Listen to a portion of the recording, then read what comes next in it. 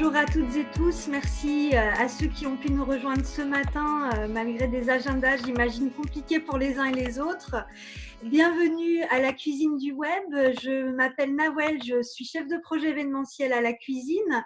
Pour rappel, la cuisine du web, c'est une association qui a vocation à animer la communauté professionnelle web et tech à Lyon, une association qui existe depuis, depuis presque 9 ans maintenant. Et nous avons lancé fin novembre un cycle de webinaires, les marmites, pour mettre en valeur les expertises et savoir-faire de nos adhérents. Donc, on discute de différents sujets, marketing, RH dans le secteur du digital, IoT, cybersécurité, etc. Et ce matin, nous avons le plaisir d'accueillir avec nous Christophe Labarre, fondateur de Generous Connect. Merci Christophe de ta présence. Christophe qui va donc nous parler de marketing responsable, le marketing grand oublié de la RSE. Donc ça, c'est un constat que tu as fait, donc tu vas nous en parler un petit peu plus et nous expliquer comment on peut mettre en place des méthodes, des outils qui permettent d'intégrer le marketing comme levier de la stratégie durable des entreprises. Et tu vas nous parler aussi un petit peu plus précisément des actions menées par Generous Connect. Voilà. Si vous avez des questions en cours de présentation, n'hésitez pas à les poser dans le chat. Je m'occupe de relever les questions et on prendra un temps d'échange à la fin avec Christophe. Voilà, je te laisse la parole et je te remercie encore une fois de ta présence. Bon Eh webinaire bien, à tous. Merci. merci Nawel de cette présentation et de cette introduction. Donc, tu m'as fait gagner du temps puisque effectivement tu as décliné ce que je vais dire dans les minutes à venir. Donc voilà, effectivement, donc Generous Connect est une entreprise, une jeune start-up lyonnaise qui est actuellement incubée au hall de la CPME, donc qui est soutenue par la CPME du Rhône et qui est une innovation solidaire. Notre métier, finalement, ça consiste à accompagner les entreprises sur leur stratégie de fidélisation, stimulation et d'engagement client et collaborateurs en utilisant comme levier le don aux associations.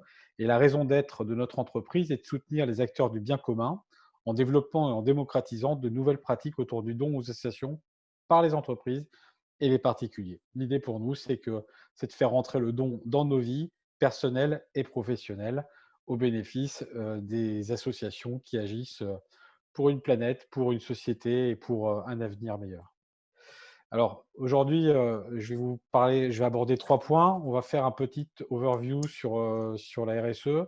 On parlera également finalement du marketing qui aujourd'hui peut apparaître comme le parent pauvre de la RSE, en tout cas une démarche qui se retrouve dans beaucoup d'injonctions contradictoires. Comment être là pour vendre plus, comment être là pour générer du profit sans pour autant aller à l'encontre de la responsabilité sociétale de son entreprise. Et puis pour terminer, je ferai effectivement un focus sur le marketing solidaire, qui est une branche du marketing responsable et qui finalement est le cœur de l'activité de Generous Connect. Alors, si certains d'entre vous sont déjà accoutumés, peut-être qu'il y aura des éléments qui leur sembleront triviaux. Je m'en excuse, mais j'essaye de mettre vraiment à la portée de tous les éléments, enfin de toutes les personnes de l'auditoire qui n'ont peut-être pas des connaissances toujours très précises sur ces sujets. Donc la RSE, c'est la responsabilité sociétale la responsabilité sociale des entreprises. Elle est définie au sens de l'Union européenne par l'intégration volontaire, donc c'est bien une démarche volontaire des entreprises, des préoccupations sociales et environnementales dans leurs activités commerciales en relation avec leurs parties prenantes, et c'est une notion que vous entendrez en RSE. Les parties prenantes, on parle des clients, on parle des collaborateurs, on parle des fournisseurs, on parle finalement de tout l'écosystème qui interagit autour d'une entreprise. Et, euh, et l'objectif de la RSE, finalement, ça va être de chercher à avoir un impact positif sur la société tout en étant économiquement viable. Donc la RSE n'est pas une lubie de bobos qui anti-profit et anti-entreprise. Non, c'est bien une vision qui consiste à dire que les entreprises peuvent se développer, mais en intégrant de manière plus forte et justement en assurant leur pérennité par le respect à la fois des équilibres sociaux et des équilibres environnementaux. Alors, c'est une attente qui est de plus en plus forte. En 2019, on avait 9 Français sur 10 qui prenait en compte l'engagement sociétal d'une entreprise dans le choix d'une entreprise dans laquelle on veut travailler ou bien dans le choix d'un fournisseur. Et la génération millennials, dont on dit du bien ou du mal, mais en tout cas qui est vraiment présente et très présente parmi nous, constituera en 2025 75% du corpus des entreprises. C'est une génération qui, comme chacun le sait, est très attachée au sujet de développement durable. Donc c'est un sujet sur lequel les entreprises feront de moins en moins l'impasse. C'est également une démarche qui rapporte, hein, et puisqu'en fait, une étude de France Stratégie en 2016 avait illustré qu'on avait un gain de performance moyen de 13% par rapport aux entreprises qui n'avaient pas intégré la RSE. Alors, c'est des chiffres qui ont maintenant 4 ans, hein. On peut imaginer que depuis, les choses se sont améliorées. En tout cas, une chose est certaine, la RSE n'est plus une option. C'est véritablement une démarche qui ne concerne pas que les grosses entreprises, mais qui va aussi concerner maintenant les PME, voire les TPE. Alors l'histoire de la RSE, finalement, elle est relativement récente et on pourrait la décrire en 4 phases. Une phase qui se déroule avant les années 80 avec, on va dire, la période du charity business et des fondations familiales humanistes. Alors je ne rentre pas dans les détails trop historiques, mais on peut penser tout simplement à la Fondation Mérieux, qui existe depuis 1967 et qui avait vocation, et c'était bien l'objectif de son fondateur, de travailler sur l'éradication d'un certain nombre de maladies infectieuses. Les années 90 voient émerger une prise de conscience, alors qu'on retrouve au cours d'un certain nombre de sommets internationaux. On peut penser au sommet de Rio, au protocole de Kyoto, un certain nombre de déclarations, déclaration de Rio et les 27 principes concrets émis par la communauté internationale, illustrés par le discours de notre président de l'époque, Jacques Chirac. Les années 90, on est quand même encore un petit peu dans les années greenwashing, c'est-à-dire que globalement, on cherche à mettre en place dans les entreprises des choses qui sont moins impactantes pour l'environnement, mais bien souvent, ça va de pair avec du moins cher, c'est-à-dire qu'on va effectivement consommer moins de carburant en disant que c'est une démarche verte, mais surtout, on va diminuer les coûts de l'entreprise. Les années 2010, on commence à voir déjà une évolution dans l'approche, avec une approche du repair, c'est-à-dire que les gens, les entreprises et les gens d'ailleurs se rendent compte qu'il s'agit au minimum de compenser et de venir réparer le mal qu'on apporte. Alors, ça passe notamment par tout ce qui est compensation carbone, toutes ces démarches-là. Et ça passe également par une loi, la loi Grenelle 2, par exemple, qui viennent apporter un peu plus de contrôle, hein. On parlait de greenwashing des années 90, qui viennent contrôler la véracité de la communication, de la publicité verte. C'est également une époque où les choses se structurent avec la mise en place d'une norme, la norme ISO 27000, qui vient intégrer la RSE dans le paysage des entreprises et surtout qui vient en harmoniser les termes et en définir les grandes lignes. Enfin, pour terminer, une initiative un peu plus récente, on peut parler là vraiment des 5 dernières années, le développement plus fort des entreprises à mission qui ne cherchent plus, non pas à moins abîmer la planète, qui ne cherchent pas nécessairement à réparer ce qu'ils ont fait, mais qui cherchent plutôt justement à avoir un impact positif. Ça va se traduire sur le plan législatif, notamment par la loi Pacte, qui a été signée en 2019 et qui vient véritablement, on va dire, instituer, en tout cas mettre en avant le fait qu'une entreprise peut intégrer dans ses statuts une dimension d'impact positif sur la planète, sur les gens, et donc on est véritablement pour le coup dans un changement de modèle. Alors, la norme ISO 26000 dont je vous parlais, je ne vais pas rentrer dans les détails, il faut juste voilà, retenir grosso modo les thématiques qui y sont proposées. On parle vraiment bien d'adresser l'ensemble des parties prenantes, hein. On parle de la gouvernance, on parle des droits de l'homme, à travers les droits de l'homme et les relations et conditions de travail, on parle de l'égard qui est apporté aux collaborateurs. On va également parler d'égalité hommes-femmes, de tous les aspects des droits humains. On va également intégrer la loyauté des pratiques, et là, on va parler de la loyauté des pratiques commerciales, donc avec également un certain nombre de démarches qui visent justement à avoir un peu plus de transparence et un petit peu moins d'impact. Et on va également insister sur le côté consommation locale, sur le développement local, qui est un facteur notamment de réduction des émissions. Alors tous ces éléments se tiennent, mais en fait la norme ISO 26000 peut servir de guide à une entreprise qui veut épouser une démarche RSE. La loi Pacte de 2019, alors on a souvent tendance à la résumer au volet RSE. Il faut savoir que quand on regarde la loi Pacte, elle est beaucoup plus large, mais elle inclut en son cœur également de la responsabilité sociétale. Et c'est elle qui vient instituer des notions qui aujourd'hui sont de plus en plus importantes, on y reviendra par la suite, qui vont être notamment la raison d'être, hein. Ça va être la capacité pour une entreprise qui le souhaite d'inscrire dans ses statuts qu'elle a une raison d'être. C'est une raison d'être qui va la protéger également d'éventuelles dérives vers des pratiques un petit peu moins vertueuses et qui finalement va la cadrer par rapport à une mission qui va pouvoir s'exercer en faveur de l'environnement ou en faveur de la société. Également, autre point, c'est de la loi Pacte, c'est l'implication plus forte des collaborateurs dans la gouvernance de l'entreprise, avec finalement des relations sociales qui sont plus harmonieuses et plus équilibrées. Alors, les raisons d'être, j'en ai pris quelques-unes. Alors, je les ai prises essentiellement dans les grands groupes. Il y a effectivement des petites entreprises qui commencent à se doter d'une raison d'être. Nous, bah, c'est notre cas notamment. Alors, j'ai commencé par parler par Danone, parce que Danone, en fait, c'est un petit peu surprenant. On sait que Danone, quand même, a un dirigeant actuellement qui est très impliqué dans le sujet.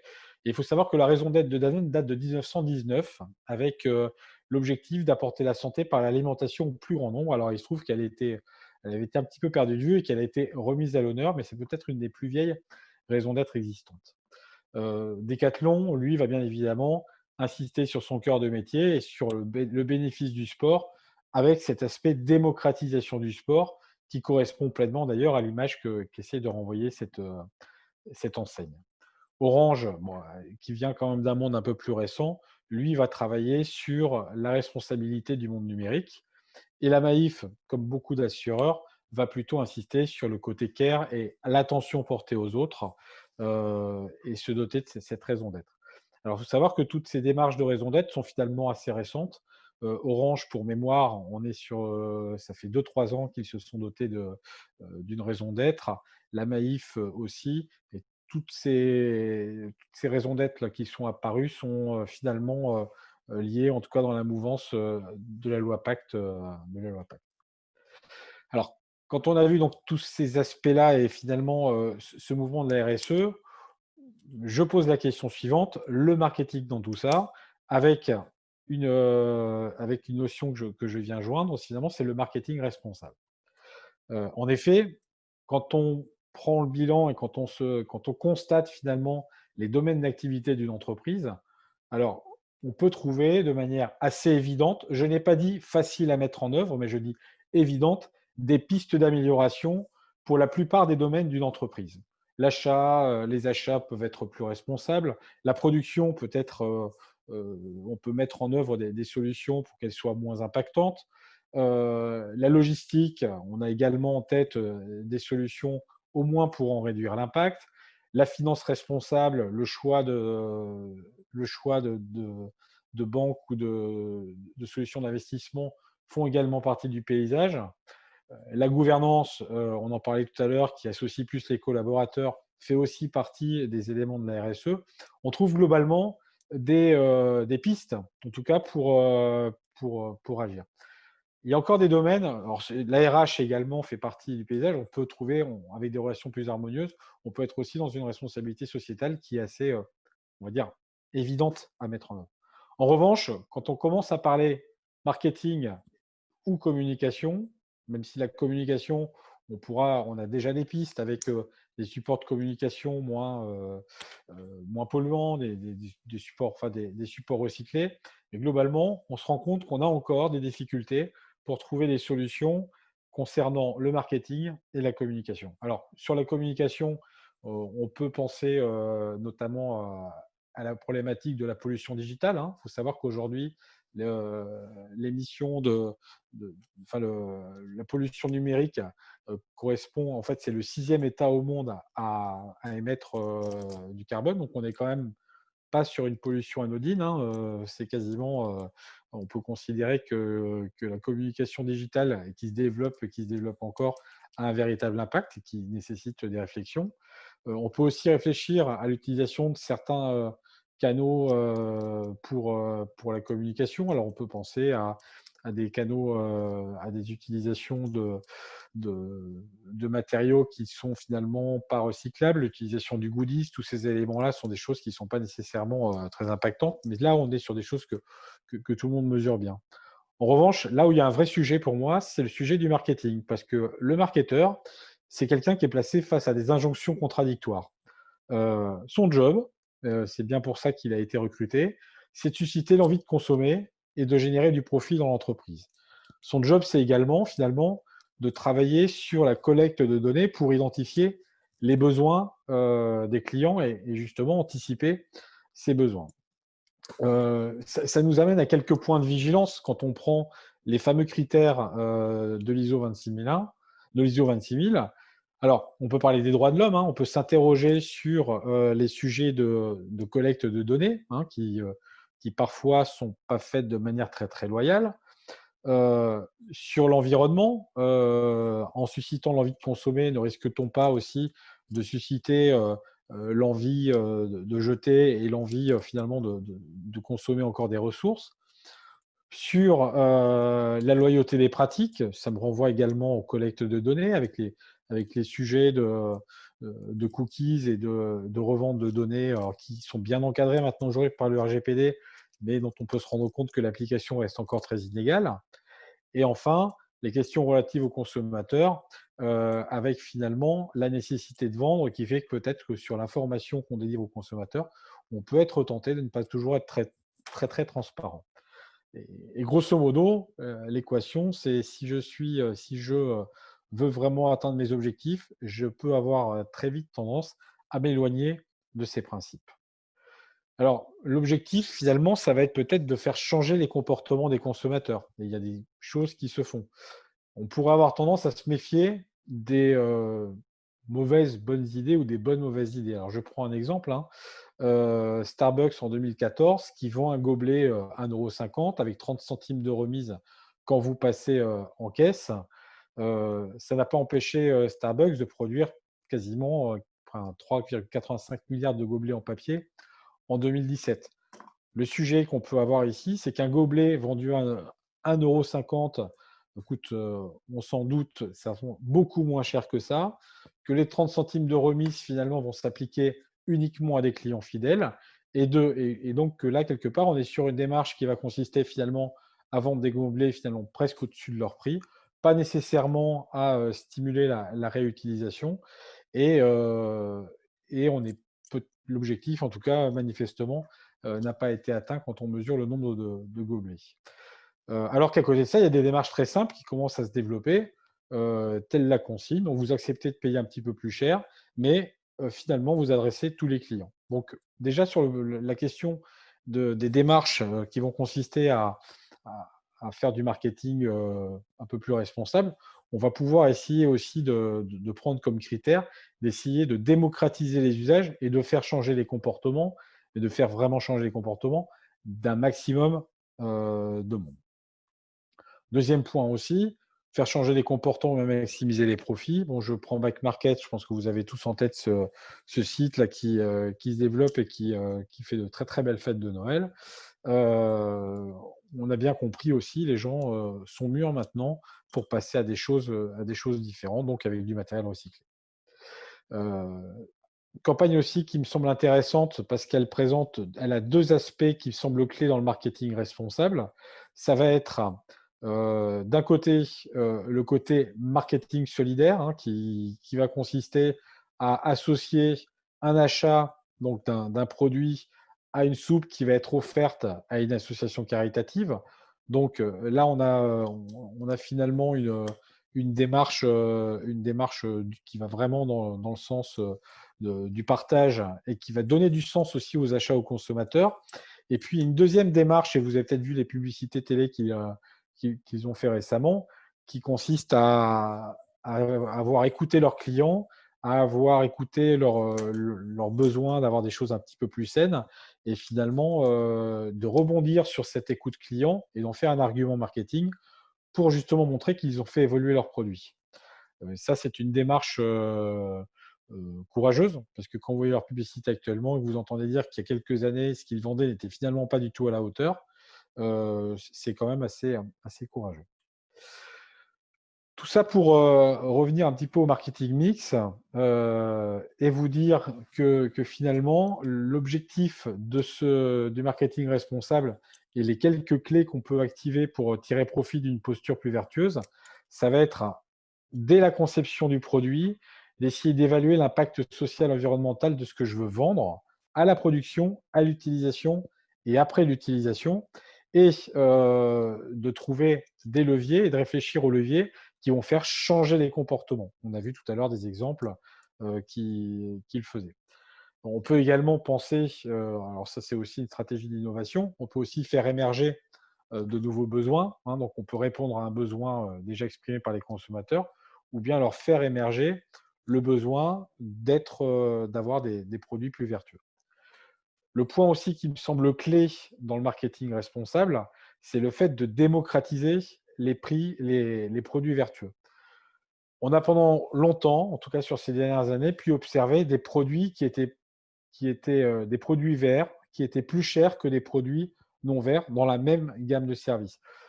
Là, on est typiquement dans le greenwashing, c'est-à-dire que finalement, on vient ranger le, le respect de l'environnement à une considération de bobo et finalement, on n'atteint pas du tout l'objectif. On fait du business, on vend effectivement à des bobos qui s'achètent une bonne conscience,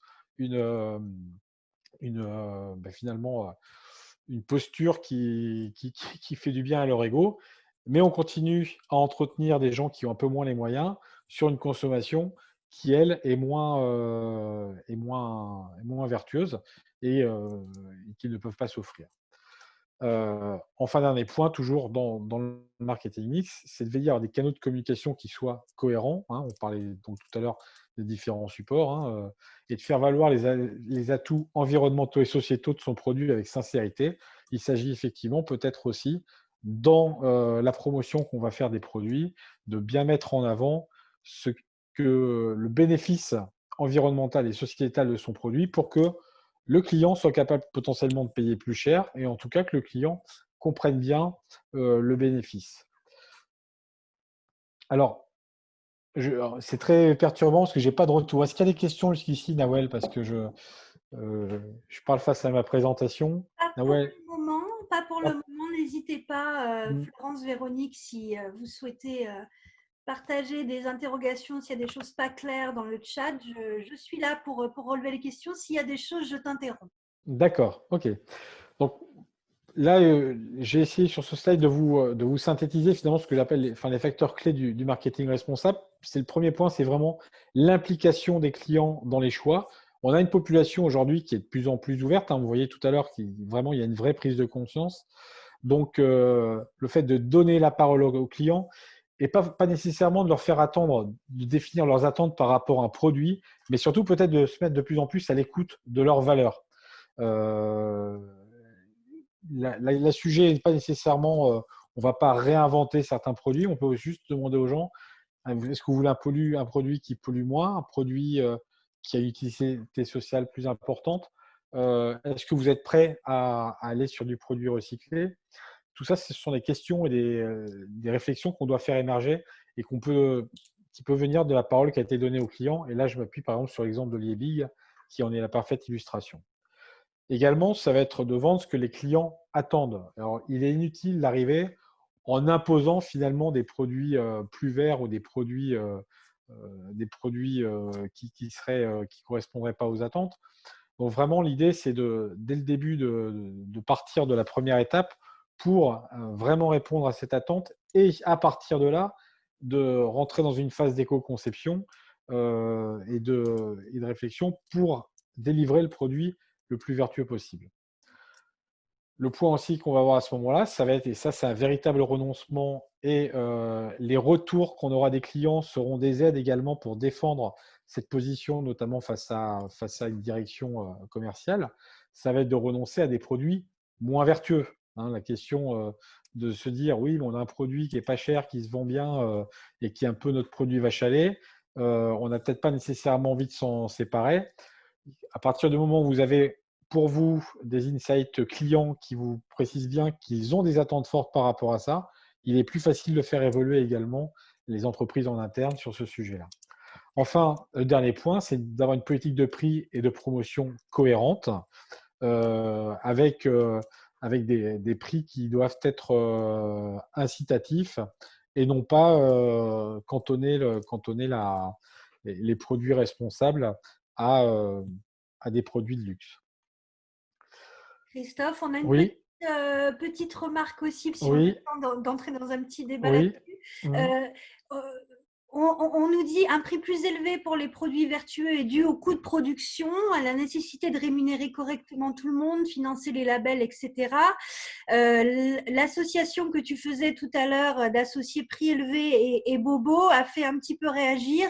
J'imagine que c'était un raccourci aussi pour expliquer un petit peu voilà quoi, une tendance qui est peut-être plus réaliste aujourd'hui. Je te laisse réagir là-dessus. C'est un peu provocateur, je peux l'entendre. Le sujet, c'est que effectivement, aujourd'hui, effectivement, il y a un certain nombre de labels qui viennent justifier d'ailleurs tout cela, mais la réalité, c'est que encore aujourd'hui, et de plus forte raison avec le pouvoir d'achat qui a tendance à s'amenuiser actuellement, on doit trouver des solutions pour véritablement faire orienter la consommation des ménages sur des produits plus vertueux. Je peux entendre qu'un label vert puisse notamment peut-être augmenter le prix d'un produit. Il serait presque souhaitable que les produits qu'on puisse, alors, je rêve peut-être, hein, qu'on ne puisse plus mettre sur le marché des produits qui seraient pas vertueux. Mais c'est une réalité. C'est une réalité. On peut effectivement se dire que un label vert va venir renchérir le prix d'un produit. Et on peut également penser à la juste rémunération des acteurs qui vont le produire. Mais la réalité, c'est qu'arrivé à la caisse, on a encore des arbitrages qui ne sont pas nécessairement en faveur des produits verts. Et je pense que là, il y a quelque chose à travailler. Alors, ça se travaille justement en amont et en prenant le plus en amont possible le sujet, c'est-à-dire en intégrant, en se demandant aussi quels sont les besoins des clients, hein, et pas.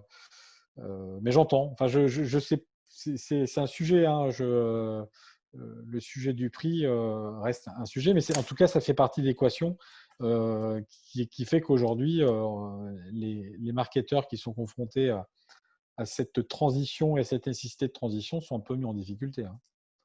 Je ne sais pas si j'ai répondu à la question, mais Je pense que oui, on pourra y revenir en fin de on peut y présentation. revenir à la fin, bien sûr. Euh, alors après, maintenant, je vais vous parler du marketing solidaire, qui est vraiment pour moi une branche. Hein, c'est la branche dans laquelle agit Generous Connect. Là, on parlait de marketing qui va avoir comme impact, en tout cas, d'essayer de travailler sur le don aux associations et d'aider finalement les acteurs du non-profit et de créer des connexions entre les entreprises et le non-profit qui agit concrètement sur le terrain au profit d'actions solidaires, au profit d'actions caritatives, au profit d'actions environnementales, au profit du bien commun de façon générale. Euh, alors, le marketing solidaire, n'est qu'une branche du marketing responsable, avec, je le montrerai également, des risques, hein, risques de greenwashing, un certain nombre de risques qu'on va identifier et qu'on va s'efforcer de limiter, et qui consiste finalement à soutenir le secteur associatif, soit avec ses bénéfices, soit en mettant à contribution ses clients ou ses collaborateurs. Alors, les acteurs, vous en connaissez déjà. Ce sont des pratiques qui ont vraiment tendance à se développer et qu'on voit se développer à très grande vitesse actuellement. Alors, l'arrondi solidaire, je les cite, hein, c'est bien évidemment, c'est cette démarche que vous pouvez trouver en caisse dans les supermarchés, que vous pouvez trouver également dans les entreprises, qui consiste à faire un arrondi au centime supérieur enfin, à l'euro supérieur suite à un achat, par exemple, avec le versement à une association qui vous est assignée finalement par l'enseigne. Donc, c'est un partenariat qui est passé entre l'enseigne et l'entreprise. Et puis, des initiatives aussi toutes récentes, hein. Celle-là, elle est du 10 décembre, donc elle est toute récente. Blablacar, par exemple, qui propose 1 € par trajet à l'association de votre choix.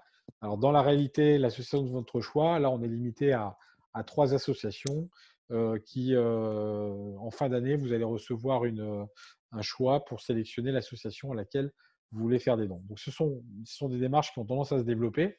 Mais on peut constater que la tendance de l'association de votre choix commence à faire partie du paysage, car alors, on a aussi, enfin j'y reviendrai, la notion du choix d'association qui me semble importante pour la réussite de ce type de campagne. Alors, quand on veut monter une campagne de marketing solidaire, finalement, on est en train de monter une campagne de marketing relativement classique, c'est-à-dire qu'on va définir un objectif, ça va être un objectif de vente, un objectif d'acquisition, un objectif d'enregistrement sur une liste client. Ça va être également la définition d'un budget, la définition d'une récompense solidaire, donc là d'un reward, mais là ce sera un don. Le fait de choisir une cause, puisque le sujet qui va se poser va être justement d'avoir une cause qui soit très attractive et mobilisatrice pour les clients. De contractualiser avec les associations, hein, on verra après qu'il y a quand même quelques contraintes pour contractualiser avec les associations. De gérer les dons, de prouver la réalité des dons, c'est-à-dire qu'il faut également, sur ces sujets-là, la transparence est très importante. Et enfin, d'exploiter ce retour pour justement en tirer également le bénéfice, notamment sur les attentes RSE des clients que l'on rencontre. Alors, sur le choix de la cause, l'équation, en fait, elle repose sur 4 piliers. Le premier pilier, c'est ce que vos clients attendent. Si la cause à laquelle que vous mettez comme moyen moteur sur votre campagne de marketing ne correspond pas aux attentes de vos clients, vous risquez de passer à côté et finalement de susciter le manque d'intérêt. Donc, il faut donner envie d'agir avec votre marque. Il faut également penser à l'aspect interne. On peut avoir dans les entreprises une forte motivation à soutenir des causes, mais on peut aussi avoir des frustrations. On a tous, discuter avec un DRH, ils vous raconteront fréquemment avoir des gens qui tapent à la porte de l'entreprise, à leur porte pour leur demander si on peut soutenir une cause qui leur est chère parce qu'ils ont un combat personnel, parce qu'ils sont bénévoles dans une association. Et il peut arriver, et j'ai eu des témoignages moi d'entreprises, qui ont finalement rencontré des frustrations en interne parce que le choix de la cause, c'était le choix de la direction et pas celui des collaborateurs. Et enfin, ce que votre entreprise renvoie, parce que euh, une entreprise renvoie une image à une réalité terrain qui n'est pas forcément celle qu'elle veut émettre. Et il est très important d'ailleurs de rester dans la cohérence pour éviter par la suite d'avoir des accusations de greenwashing ou de social washing. Le dernier point aussi, c'est l'acceptation des dons par les associations. Parce que le milieu associatif est un milieu qui a quand même ses règles et qui n'accepte pas des dons qui viennent comme ça de la part des entreprises. L'idée selon laquelle les associations ont besoin d'argent est vraie. L'idée selon laquelle elles acceptent les argents de tout le monde est fausse. Donc, notamment 3 points sur lesquels je vais attirer votre attention. C'est les exigences que les associations vont avoir vis-à-vis des entreprises. Alors, je les classerai en trois catégories sur ce sujet-là. Les solidaires qui finalement n'ont pas d'attente véritablement sociétale sur les entreprises, donc prennent des dons sans véritablement avoir d'aspect de considération sociétale ou environnementale. Les transformationnels, je vous classerai par exemple de gens WWF, par exemple, qui sont des associations qui acceptent des dons, mais à condition que l'entreprise fasse des démarches volontaires de transformation, fasse des pitchs, et notamment, par exemple, pour VVF, participe au club des entreprises pour le climat. Et les militantes indépendantes qui, elles, refusent toute forme de don. Donc attention, avant de s'engager sur des causes ou de promettre des dons à des associations, vérifiez bien qu'elles sont disposées à les recevoir. Il y a également des risques images, hein. On a un certain nombre d'associations qui, politiquement, peuvent être connotées et qui peuvent faire courir un risque à votre entreprise. Dernier point aussi, en fonction de la taille de l'entreprise, on peut aussi avoir des tickets d'entrée qui parfois sont très rédhibitoires. Alors, je ne cite pas de nom, mais pour ma part et pour avoir été amené à les solliciter, il y a des associations qui ne travaillent pas en dessous de 40 ou 50 000 euros de dons venant d'une entreprise. Tout ça parce qu'elles ont déjà des partenariats très forts avec des grosses entreprises qui les soutiennent et qu'elles ne veulent pas diversifier leurs engagements. Donc, tous ces éléments-là sont des choses à intégrer dans la réflexion et dans le choix des associations à soutenir. Alors, pour revenir à la façon dont Generous Connect gère ça, en fait, donc nous, on va aider les entreprises à organiser et optimiser le retour sur investissement humain, commercial, marketing et finance des campagnes de mécénat d'une entreprise. En fait, notre point d'achoppement, c'est de dire que la reconnaissance individuelle est clé pour justement obtenir de l'effet dans vos campagnes. Aujourd'hui, on a quand même 70% des collaborateurs qui se disent pas assez associés à la politique RSE de leur entreprise. On a 9 salariés sur 10 qui se disent non engagés dans leur vie professionnelle. Et pourtant, on observe en marketing qu'on a 47% de gains d'engagement sur les campagnes de marketing qui viennent personnaliser la relation. Donc tout ça, ça milite quand même pour prendre un peu plus en compte les aspirations et les attentes des parties prenantes. Et ça nous ramène justement au principe du marketing responsable. Alors le mécénat, c'est une solution commode, notamment pour les petites entreprises qui n'ont pas beaucoup finalement de levier pour s'améliorer sur leurs autres pratiques. Et c'est également une démarche qui est finalement assez attractive avec les avantages fiscaux qui sont liés au mécénat. Je reprécise quand même la définition du mécénat parce que la définition du mécénat, c'est le soutien matériel apporté sans contrepartie directe de la part du bénéficiaire, donc de l'association, à une œuvre ou à une personne qui exerce des activités présentant l'intérêt général. Tout ça pour dire qu'il est vraiment important de ne pas attendre de contrepartie réelle de l'association avec laquelle vous travaillez, faute de quoi votre mécénat sera requalifié en sponsoring et que vous perdrez les avantages fiscaux. Donc, c'est un point de vigilance également pour vos opérations. Et pourtant, les entreprises, par rapport à ces démarches, présentent encore un certain nombre de freins. Alors, en interrogeant les entreprises, on se rend compte qu'il y a la question de la difficulté du choix qui se pose, des attentes individuelles multiples dans l'entreprise, des arbitrages qui créent des frustrations, la complexité et le risque de faire plaisir à tout le monde. Si vous soutenez plusieurs associations, vous allez également être amené à devoir multiplier les démarches administratives et finalement, ça devient trop compliqué. Et puis également, le fait de laisser le choix à ses collaborateurs, c'est le risque de glisser sur des associations qui ne sont pas fréquentables et finalement de devoir gérer des sujets sensibles au sein d'une entreprise. Enfin, dernier point qu'on reproche aussi, qu'on peut entendre, c'est finalement que le don n'a pas un retour sur investissement jugé suffisant par les entreprises et qu'il n'y a pas notamment d'indicateurs de mesures sur les indicateurs business d'une démarche de marketing solidaire. Donc, la proposition que fait Generous Connect, c'est justement de donner plus de sens et d'impact aux politiques de générosité en associant fortement les clients et les collaborateurs, soit par des campagnes de vote pour une association, c'est un service qu'on appelle Quelle cause, qui finalement vise à mesurer l'alignement des valeurs au sein de l'entreprise et à identifier les valeurs fortes sur lesquelles l'entreprise pourra s'appuyer pour soutenir des associations. Et nous, on aboutit finalement à des préconisations d'associations à soutenir, soit en offrant un libre choix, et le libre étant bien évidemment encadré, d'une association à soutenir à chaque client ou chaque collaborateur. Donc la mécanique, ça peut être de dire, vous venez d'acheter sur notre boutique et on fait un don à l'association de votre choix et on vous délivre un choix le plus large possible pour répondre réellement à une aspiration et une considération personnelle. Le deuxième point aussi, ça va être de venir soulager les entreprises, et en particulier les petites entreprises, en externalisant toute la gestion des engagements associatifs, en leur permettant notamment de soutenir un nombre illimité d'associations, de gérer l'administratif pour eux et de les aider à bien choisir et sécuriser leurs choix. Et enfin, ça va être d'apporter des éléments sur les attentes RSE des clients et des collaborateurs, car à travers les choix d'association qui ont été émis, on permet de remonter à la gouvernance de l'entreprise les priorités et les attentes. Peut-être qu'on va déceler que la majorité des clients est sensible à une dimension sociale et ça peut justement faire partie de la réflexion du marketeur de travailler sur le sourcing de ces produits pour justement répondre à cette attente-là. Donc, c'est également une boussole pour, pour la gouvernance RSE de l'entreprise.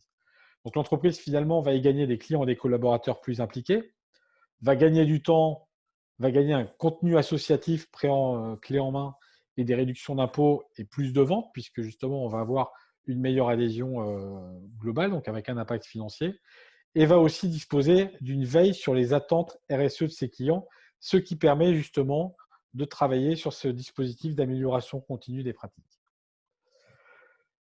On va donc travailler sur des associations qui rassemblent et qui fédèrent. Donc là, je vais passer rapidement sur ce point-là. Mais nous mettons en place un dispositif de filtrage des causes qui sont demandées avec un système de modération, justement, pour éviter de tomber dans des travers de greenwashing ou dans des travers d'associations infréquentables ou ce genre de choses. Donc, on a vraiment intégré pour nous un dispositif qui vient sécuriser l'image des entreprises tout en offrant un choix plus ou moins large et défini clairement et de manière libre par l'entreprise. Alors, quelques idées, quelques suggestions pour des campagnes de marketing solidaire. Marque employeur, alors là, je n'ai pas mis, mais on a actuellement une entreprise qui s'appelle Eneos, qui fait le calendrier de l'Avent et qui, toutes les semaines, offre 10 € à chacun de ses collaborateurs et chaque collaborateur le verse à l'association de son choix. On peut y faire des challenges solidaires. On a une discussion actuellement avec une grande mutuelle qui est en train d'organiser justement des challenges où chaque collaborateur va être porteur de sa propre association et va pouvoir, donc en fonction de ses ventes, soutenir une cause qui lui est personnelle. On peut également l'intégrer, bien évidemment, dans un dispositif de marketing, ce qui va donner plus de sens plus de sens et d'impact.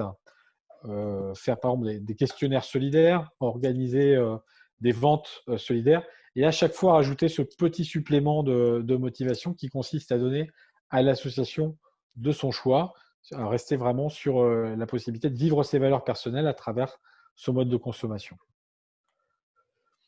On peut envisager également des démarches dans l'événementiel. Alors, on peut penser au sponsoring solidaire, une compétition sportive où, en fonction de votre classement, vous allez pouvoir avoir un don plus ou moins important pour l'association de votre choix. Et le sponsor qui va faire ça va pouvoir en profiter également pour collecter un feedback auprès des participants. Il va le faire de façon très loyale. On reste toujours finalement sur une collecte loyale de données, avec un impact positif, puisque justement, on va pouvoir soutenir le secteur associatif et donc rester sur des démarches qui sont solidaires.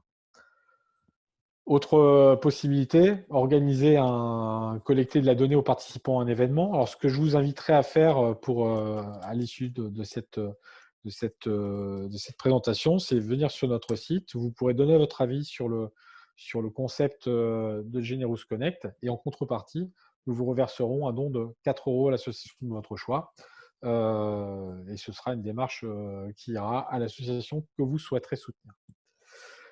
Et puis, on peut inventer plein d'usages autour du don. Et c'est justement l'idée et la vision que nous portons, c'est qu'on essaie de faire rentrer le don dans les usages des entreprises, dans les usages des particuliers, de manière finalement à pouvoir rendre les choses plus fluides, tout en délestant bien évidemment les entreprises de la charge de l'animation du donneur, de la charge de la modération, de la charge de la gestion de l'association, en leur donnant finalement, en les laissant se concentrer sur leur métier, qui consiste à vendre des produits vertueux, à se mettre à l'écoute de leurs clients et à pouvoir justement avoir un impact plus positif.